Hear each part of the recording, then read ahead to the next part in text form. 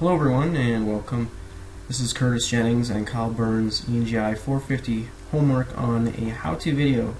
And today we will be discussing methods analysis and also charting examples, workstation design, and motion economy. I would first like to discuss what methods analysis is. It's essentially a description of how tasks are performed, and typically this is analyzed in manufacturing facilities where you go in and you study how a person is completing a task. And it is essentially analysis that of a process that's currently being completed and determining how it should be completed after you're done your analysis. There's a couple approaches that you should follow when studying workplace methods and workplace processes. First, you should look at the description of the task and understand what that is, and then look at the elemental actions. So, for example, if somebody on a production line is picking up items off the line that are, say, defected, or possibly they need to pick up the items that is off the end of the assembly line and put them on, say, a pallet or skid, they are using, for example, their arms, or using their legs, or using a twisting motion. So that's elemental actions. And the task requirements are that they need to pick up the items off the production line and put them on the pallet.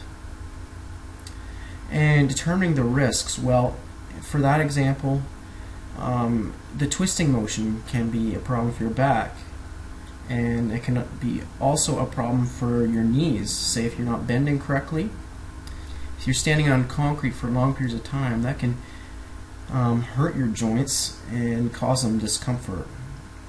And you must look at the possible revisions and specify sequence of actions that the person could take to better perform that task.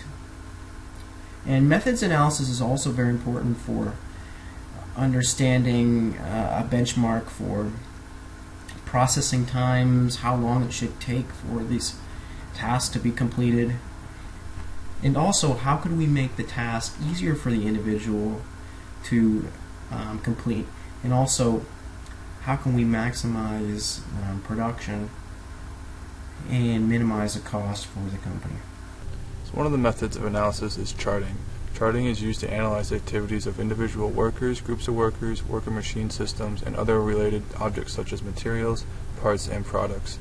So how to perform these charting: you can record data from individual work, group work, and or systems. For example, you can do an assembly line order, which can show the process in which a material goes through the system. You can use that to optimize and make the system more efficient by analyzing the data from the charting. Some examples of this includes operation charts, process charts, and flow diagrams. So when to use charting techniques. You want to use these when you're analyzing workflow, production flow, or checking a system as a whole. Charting techniques are useful to improve or look over the work environment. Why? Charting techniques can show how to improve these methods by charting data. This data can improve individual worker performance, group performance, and system performance.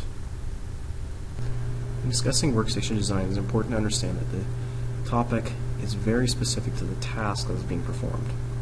NC State published a document on their website called Ergonomic Workstation Guidelines, and within that document they note a couple key bullet points that we should understand when analyzing workstation design.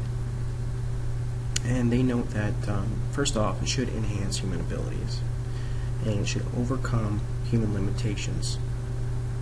Whatever the workstation design is, it should foster user acceptance.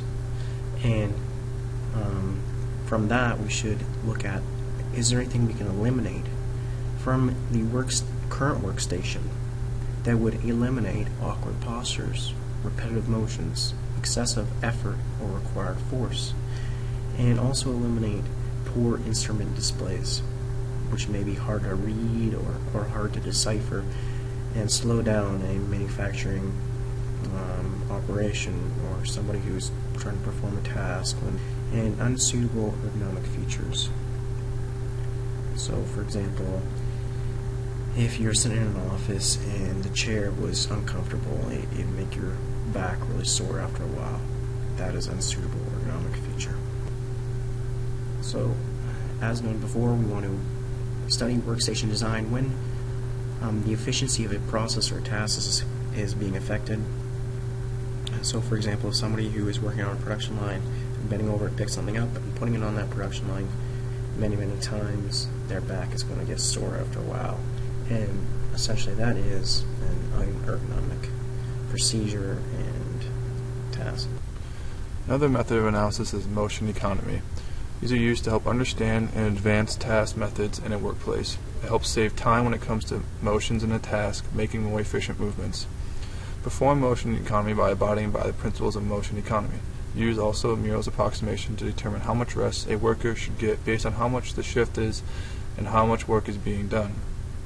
Some of the examples of the principles are to keep objects used more often at a closer reach, using two hands to begin and complete motions at the same time. Arm motions should be made in opposite symmetrical directions, having good posture and forward facing during work. All of these can help minimize and eliminate wasted movements. So when should you use motion economy? Motion economy should be done at all times during work. Why? It allows more productivity and reduces errors in the work environment. It helps keep the workers safe and improves their task completion times. It also allows the worker to eliminate wasted motions and also helps decrease fatigue during the work shift. So in conclusion, motion analysis is essential for when studying a task and an ergonomic and determining if there are any ergonomic effects on an individual.